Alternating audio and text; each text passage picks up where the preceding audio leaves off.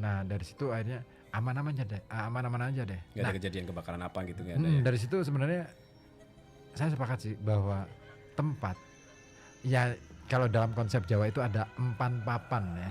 Kalau bahasa gaulnya RT RW, rencana tata ruang wilayah. Nah, empan papan. Jadi segala sesuatu itu ada tempatnya Ada dan porsinya, ada porsinya, takaran-takaran. takaran-takarannya itu. Kalau melanggar Lanjut, takaran, Mbak. Ya pasti konsekuensinya. ada konsekuensi yang Harus ditanggung ya. betul. Padahal secara ilmiah kenapa sawah yang dijadikan rumah yang nggak ada tetangganya itu mudah terbakar? Jawabannya karena di lingkungan sawah itu banyak metana, amonia, dan nitrogen yang bebas. Zat-zat yang berkeliaran. ini Iya. berpotensi terjadi itu ya. Kepadatan material-material tadi di udara itu cukup tinggi. Ketika ada percikan api itu lebih mudah Saya nyari ini dulu. membakar. Ini bukan. Aku ini dulu. Bentar. Mau Iklan.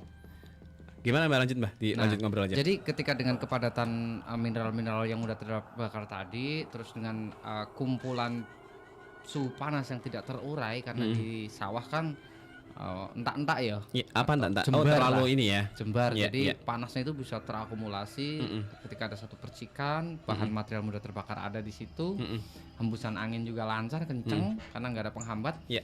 Ya mudahlah terjadi kebakaran. Itulah fungsi mitigasi atau teguran-teguran atau mitos-mitos, larangan-larangan dari orang tua kita Ya. yang sebenarnya tujuannya untuk kebaikan kita sendiri. Iya ya, karena secara ilmiah aja seperti itu ya. Secara ilmiah seperti itu. Jadi sudah ditentukan sama orang tua kita, tempat sini jangan untuk gerijakan. Seperti dekat mata air ada pohon, ojo pencilaan Jangan, kuno ya. gitu. Takutnya kalau dia main di atas itu nanti ada batu yang longsor, Ya, terus nutupin mata airnya, terus tersumbat dan sebagainya. Yang rugi banyak. Yang gitu rugi kan. banyak Oke. orang. Sama seperti dimengerti. mitos ini lokasi penting, lokasi peninggalannya Angling Darmo, jangan sembarangan di sini. Lah itu takutnya ketika sembarangan mengabaikan moralitas, mengabaikan mitigasi bencananya, maka Ya. Ada risiko lah sisi-sisi ya. lemah lereng-lereng gunung itu, lereng bukit itu akan lebih mudah terkikis, Iya sih. akan lebih mudah tergerus, erosi dan lain sebagainya. Nah, kembali lagi ke pertanyaan tadi, apa benar itu hutan dijadikan perkebunan itu bermasalah atau yang menyebabkan kelongsoran itu? Ya, begini saya jelaskan sebelum saya panjang lebar, itu saya kulik dulu. Jadi memang pada dasarnya wilayah pegunungan atau perbukitan itu lebih baik ditanami dengan tanaman-tanaman kayu keras yang akarnya akar tunggang Lebih, besar dan lebih kuat ya, lebih bisa menahan air, mengikat tanah ya kan. Terus juga logrogane godong atau humus yang jatuh itu lebih banyak, bisa menyuburkan tanah dan sebagainya. Nah, tapi kalau situasinya sudah diubah alih fungsi secara ekstrim atau mengabaikan sisi keselamatan lingkungan, sisi keselamatan manusia seperti penggunaan herbisida yang berlebihan gitu kan. Dampaknya bahaya. perakaran-perakaran yang menjadi Lemah ya. sumbu-sumbu tanah itu udah hancur. Nah, tanah itu tidak memiliki ikatan kimia yang bagus, sifat kimia tanah jadi rusak. Terus kemudian komponen tanah sudah tidak bagus lagi, sehingga ketika ada air yang mengalir deras itu gampang erosi dan lain sebagainya. Dengan beban yang ada di atasnya, bangunan-bangunan yang di lereng-lereng itu dengan bobot yang cukup besar, maka ketika datangnya air ada gerusan, otomatis erosi dan lain sebagainya. Jadi paling aman memang daerah lereng-lereng perbukitan itu ya tanaman keras. Kenapa? Karena satu nih, tanaman keras itu perakarannya bisa menembus ke dalam tanah Sampai ke bawah banget ya. ya. Oke. Dan itu bisa menjadi rambatan udara gas metana dan amonia yang terkubur di dalam lapisan tanah yang bagian dalam. Nah, metana dan amonia itu harus terbebas karena di dalam tanah itu ada proses pelapukan hayati yang dilakukan oleh mikroba, seperti proses pembentukan minyak bumi, proses pembentukan batu bara. Itu sepanjang tahun itu terus berjalan meskipun kita tidak melihatnya. Nah, proses penguraian itu menghasilkan zat sisa atau gas buang. Kalau gas buang itu tidak diserap oleh tanaman dan tidak terbebas dari celah-celah bumi yang dibentuk oleh akar, maka akan mencapai titik jenuh ya kan, akan mencapai kepadatan yang cukup tinggi. Ketika itu diserap oleh tanaman, maka sisa-sisa gas buang itu akan mengalir, terserap dengan baik. Tidak menyisakan banyak gas buang yang ngumpul di satu ruang tanah itu. Diserap oleh tanaman jadi daun. Terus fungsi lain juga, perakaran itu bisa menampung air, bisa menjadi bank-bank air yang bisa dikeluarkan pada saat musim kering, bisa menyerap air pada saat musim hujan datang, terus mengikat tanah juga. Nah, ketika ada aliran air dia bisa menghambat, menjadi resistan agar aliran air tidak terlalu kencang gitu kan. Nah, ketika diganti dengan tanaman-tanaman dengan akar serabut yang pendek-pendek itu, maka penggerusan air lebih tinggi ditambah dengan perusakan kimia tanah dan struktur tanah. Sehingga ketika tanaman-tanaman pendek itu diaplikasikan juga herbisida, maka perakaran itu lapuk, hancur, sehingga tanah sudah tidak memiliki daya ikat lagi, gitu kan. Nah, terus ketika sudah tergerus, ini cerita yang sebenarnya terjadi. Kenapa ada ledakan? Ya suara tadi yang kencang itu kan. Yang dibilang suara seperti bom itu, boom gitu kan. Terus juga tadi. ada air yang muncrat dari lubang ledakan itu. Jadi siklusnya seperti ini. Kita kembali ke hukum kapilaritas dan juga teori perpindahan molekul. Ini secara fisika dan kimia seperti itu. Dimana kalau dalam teori perpindahan molekul itu, perbedaan konsentrasi molekul antara dua daerah mempengaruhi laju perpindahan molekul. Semakin tinggi perbedaan konsentrasi, kepadatannya, banyaknya, itu akan semakin mempercepat gerakannya. Nah, gerakan yang sangat cepat itu menimbulkan suara. Iya. Jedar. Kenceng ya. Nah, yang kedua, suhu yang lebih tinggi dapat meningkatkan laju perpindahan molekul. Jadi ketika di bawah tanah itu suhunya panas, karena habis musim kemarau, tanahnya itu menyimpan suhu panas, metana juga suhunya panas, amonia juga panas karena tidak terserap oleh akar, nggak ada perakaran di situ, otomatis panas yang ngumpul itu membutuhkan perpindahan tekanan. Jadi ketika tekanannya sudah terlalu tinggi, dia butuh dipindahkan. Di atas itu suhunya dingin karena ada hujan. Nah, ketika dia mau pindah ruang dari tekanan tinggi ke tekanan yang rendah untuk menyeimbangkan itu, di lapisan tanah atas itu sudah terisolasi sama air. Sudah dia nggak bisa tertutup ditembus oleh air ya. yang begitu kencengnya datang itu, sehingga gas yang di dalam bumi itu nggak bisa keluar, nggak bisa nembus. nggak bisa nembus. Dan perlu ada dorongan yang laju kenceng ya? gerakan yang cukup kencang agar dia bisa terbebas dari ruang tanah itu. Nah, ketika tidak ada akar-akar sebagai sumbu-sumbu pembebasan amonia dan metana dalam tanah itu, secara otomatis dia harus mencari ruang sendiri, mendesak yang bisa sampai tembus gitu. Iya, seperti gerakan vulkanik ya, seperti itu, jedor gitu. Maka sisa-sisa air yang ada di rongga-rongga itu, di rongga kapiler tadi yang mampat, itu ikut terdorong keluar, memunculkan cipratan air juga. Nah, suara itu dihasilkan dari gerakan gesekan yang sangat kencang karena dari tekanan yang tinggi itu. Kayak bom gitu ya? Iya. Jadi itu bukan gunung vulkanik aktif, itu hanya faktor kelebihan gas tadi. Gas dengan tekanan yang tinggi, dengan suhu yang tinggi, ingin berpindah dari suhu yang panas ke suhu yang dingin di atasnya. Namun sayangnya terisolasi oleh air yang sudah memampatkan tanah di lapisan atas. Dan tidak ada ruang-ruang kapiler yang bisa memindahkan secara perlahan. Sehingga perlu nggak ada celah ya. Sehingga perlu perpindahan secara ekstrim. Paksa dan itu terjadi letusan karena laju reaksinya sangat cepat. Seperti itu secara fisika ya. Ya bisa dipahami ini. Jadi secara kimiawi itu ada gaya adesi dan kohesi. Jadi ada proses difusi, perpindahan molekul dari konsentrasi tinggi ke rendah, osmosis dan sebagainya. Jadi pada dasarnya seharusnya kalau ada ruang-ruang di musim kemarau, maka metana itu keluar dari celah-celah bumi dengan santainya. Kenapa kejadiannya nggak ada penghalang ya? Hujan? Kenapa longsor nggak di musim kemarau? Karena pada musim kemarau tanah itu masih berongga, jadi metana dan lancar-lancar aja. Ngangkat masih lancar-lancar aja. Nah, ketika musim penghujan itu kan keisolasi sama kepadatan air yang ada di permukaan, sehingga dia keluar harus dengan paksaan dan sudah terkumpul konsentrasi yang cukup tinggi di bawah.